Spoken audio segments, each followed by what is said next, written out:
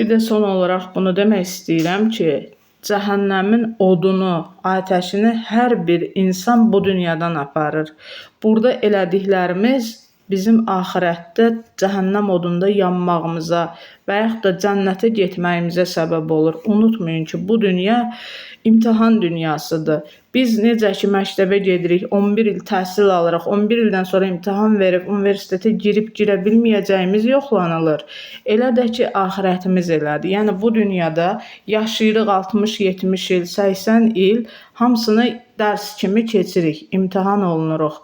Axirətə gedəndəsə bəlli olacaq kim cəhənnəmə, kim cənnətə gedir. Hamısı Allahın izni ilə baş verir. Allah bizi bu dünyaya göndərib ki, imtahan olunaq. Başa düşürsünüz?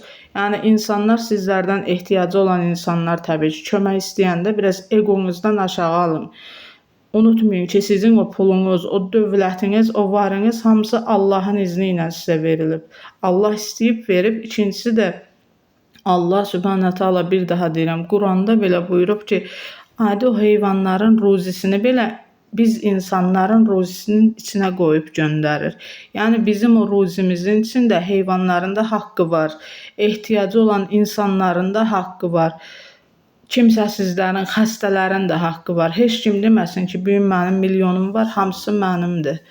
O milyonun heç biri sizin deyil. Hər birisi Allah tərəfindən sizə göndərilib ki, imtahan olunasınız. Yəni insanlarla bölüşməyimiz üçün Allah o ruzini bizə göndərir. Çox sağ olun.